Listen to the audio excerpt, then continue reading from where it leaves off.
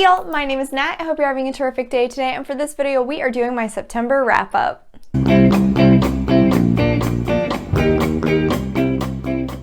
It's finally October, and I'm so excited about it.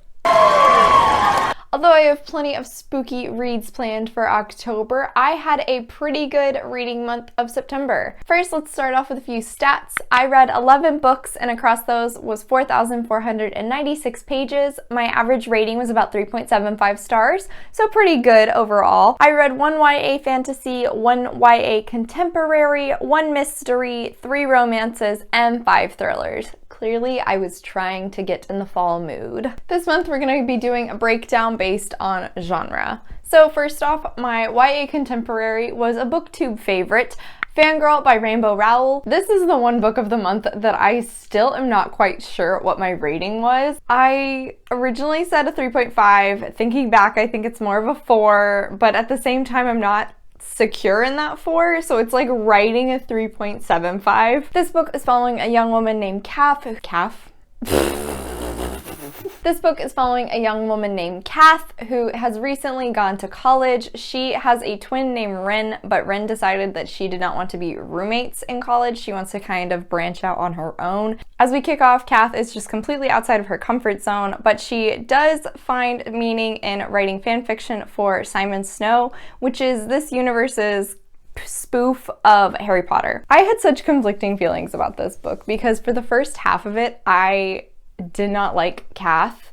I think we were just two very different people. For example, one thing that just really ticked me off was Kath didn't know where the cafeteria was on campus and just didn't ask anybody. She didn't want to put herself out there by asking someone and come across as dumb. I don't know, maybe it's because I'm a foodie, but like, girl, I could not. I think I could see more of my own experience in what Ren was trying to do when she went to college. Not to say I was out partying all the time, but I definitely wanted to get out and explore and do new things. However, by the end, I was kind of indifferent towards her. I didn't have any animosity, but I just really had a hard time identifying with her, except when it came to her family drama. I did agree with her in that aspect. However, I absolutely loved Kath's roommate Reagan. She was sassy and snippy and just very fun overall. She kind of forced Kath into being social, which I've definitely done to friends before. Between the chapters, we would actually see little snippets of either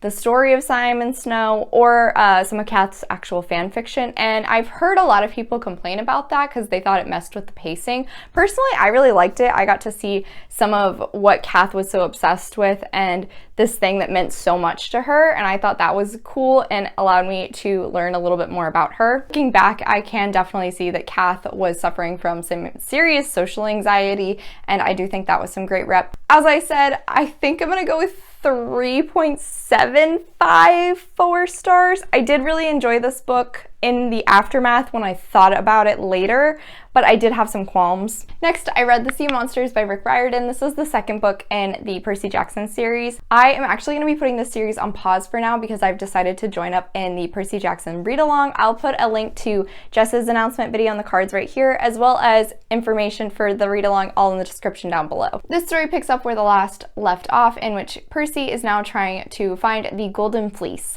I enjoyed this one. I think the adventure overall was really fun. I loved getting to meet Tyson, the Cyclops. I really enjoyed getting to see some more characterization of Clarice, Ares' daughter, who has previously been kind of a nemesis to Percy. However, I do think overall the adventures that were had in this one just weren't as memorable as the first. I went with 3.5 stars on this one. I still really enjoyed it, and I'm excited to continue in the Titan's Curse, I believe, in November. Next up is my first thriller of the month, which was The Whisperer Man by Alex North. I read this for my 5x5, and I will put a link to that in the cards up above. This story is set in a small town where a serial killer once roamed, and he would lure children out of their bedrooms by whispering to them and then later kill them. It's about 20 years later, and Tom, as well as his son Jake, have recently moved to this town in the wake of his wife's death. However, shortly after moving here, they learned that another young boy has actually gone missing, happening, and eventually Jake starts to act a little weird and Tom gets increasingly concerned. This was a very suspenseful thriller just across the board and literally made me gasp and shock a few times, I'm not gonna lie. The mystery was just so well structured in that you were able to kind of profile the killer,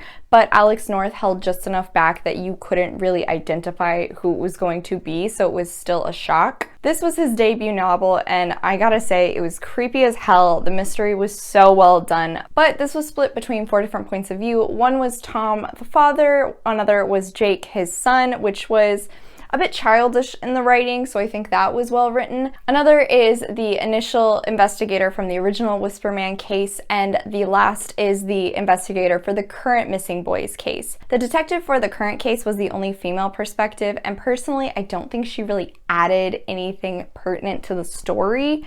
She was used conveniently to drop certain information that couldn't have been discovered by other characters, but other than that, there was nothing really different or identifiable about her. She was very much a throwaway character. I do just want to say Jake, the little kid, was so creepy. Like, I did also enjoy a little twist that was tossed in that ended up connecting certain characters in this. That was pretty cool, and didn't exactly see it coming, but I think it added an additional layer to the story that was very interesting. I ended up giving this one 4 stars. It wasn't perfect, but the mystery was very well done, and I'm intrigued to see if Alex North's other novel, The Shadows, lives up. Also, for my 5x5, I read Her One Mistake by Heidi Perkins. This story is following 2 different women who are best friends, Charlotte and Harriet. Charlotte decides to take Harriet's child to a carnival along with her own kids, but while there, Charlotte ends up losing Harriet's daughter, Alice. It spurs into a whole investigation. We kind of watched the breakdown of the relationship between the 2 women. This was so suspenseful and had a very well done twist that if you were paying attention, you could kind of pick it out, but if you weren't, it would really just catch you off guard. It was also a very emotional read and was so much more than the synopsis leads you to believe, and I think really ends up making you question who is the real victim in this situation. We would jump back and forth between when the kidnapping originally occurred to the now timeline about a week or 2 later. When we start off, we were actually seeing from Charlotte's point of view in first person and Harriet's in third, but around halfway through the novel, it actually switches, so Harriet's is in first person and Charlotte's is in third, kind of giving you the feel as though the main character has actually changed. This was just so different from anything else I've ever read in a book before, and I really enjoyed it, surprisingly. I thought it would get confusing and frustrating, but it actually didn't. I do just want to say some content warnings for psychological abuse, but this was such a good read. I would really recommend this for a domestic thriller, and I'm gonna go with 4 stars. Next, I read all 4 of Riley Sager's books, and I did a full video reviewing each of them. I'm not gonna dive into all of that, but I will give you guys my star ratings. The Last Time I Lied, I gave 3.5 stars. Lock Every Door, I gave 4.5 stars. Home Before Dark, I gave 4 stars. And Final Girls, I gave 2 stars. Next, on to romance, and one of my absolute new favorite books that I can't wait to get my hands on was Red, White, and Royal Blue by Casey McQuiston. This is a queer hate-to-love romance following the first son of the President of the United States as well as the Prince of Wales. Initially, these 2 young men have a battle of the wits going between them, but when it boils over in a very public way, their PR teams decide that they need to become best friends, at least to the media. However, it develops into so much more than that. So good. I understand the hype now. I get it. This was just amazing, so funny, adorable, and sweet. I really enjoyed the multimedia aspect of this, where we get to see the emails going back and forth between Alex and Henry when they are apart. Casey McQuiston just delivered some really great jokes and sassy lines and showcased the development of the relationship between the 2 boys beautifully. This was 5 stars, a new favorite. Just, oh, I get it. I get the hype now. I get it. I really do. Next was a new possible favorite, which was You Deserve Each Other by Sarah Hogle. In this one, we were following Naomi, who is engaged to Nicholas, and although they've both become very comfortable in their relationship, it's not a happy kind of comfortable. They're set to get married in about a year, and unfortunately for Naomi, she believes that Nicholas's mother is paying for everything on purpose, so that if she backs out of the wedding, she will be forced to pay for everything herself. She becomes determined to make Nicholas break up with her so she doesn't have to pay for the wedding, but she also manages to get out of this relationship, and it ends up sparking a total emotional warfare. I know I said in my last wrap-up that I usually can't stand miscommunication, but in this, it was actually hilarious and bearable because it seemed as though these two characters were refusing to talk purely to be petty to each other. However, I did love getting to see them slowly reveal different parts to each other that they never showcased before because they were too focused on being the perfect couple. This ended up severely improving the relationship and made them much more realistic to one another. However, the story also had a mother-in-law from hell. I laughed out loud a good few times in this. It was such a fun ride and very adorable. The ending was definitely satisfying, and I will admit, took me a bit off guard. I just wasn't expecting it. I gave this one 4.5 stars. It was pretty great. I would definitely consider buying this one. I just noticed I have this nice sun glare on my face, so we'll see how this lighting is. Okay, that's better. My final read for the month was The Wedding Date by Jasmine Guillory, and this is the kickoff to her Wedding Date companion novel series. In this, we are following Alexa and Nick. The two meet in a broken down elevator and really hit it off. Nick is I did it again. His name is Drew. Drew is in town for his ex-girlfriend and ex-best friend's wedding and hates the fact that he does not have a date, so he ends up asking Alexa to go with him. The two really hit it off and end up trying to figure out the dynamics of their relationship and what they truly are to each other. This was a really cute read, but I definitely had some issues with it. Overall, it was kind of a bit unsatisfying. In the beginning, it started off really well. I loved getting to see Drew and Alexa learn a little bit more about each other and see how their personalities fit together. But around the halfway point, it became completely focused on their sexual relationship, and any actual talking kind of just fell by the wayside. They were in a kind of long distance relationship, and I would have really loved to get to see them bond over text or email or something of the like. I also just didn't care for the conflict that occurred at the end. Miscommunication. You're two adult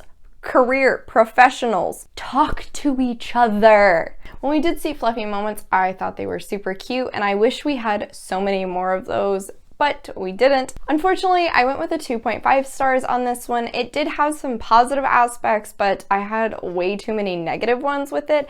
I'm continuing reading some of Jasmine Guillory's other books to see if her writing improves, because this was, I believe, her debut novel. Alright y'all, so that is it for today. Let me know in the comments down below what was your favorite read of the month. I want to hear it. Let's talk about it. As always, thank you so much for coming to my channel. I really appreciate it. Make sure to hit like and subscribe down below. I come out with videos on Monday and Friday, but until then, I hope you continue to have a terrific day. Bye.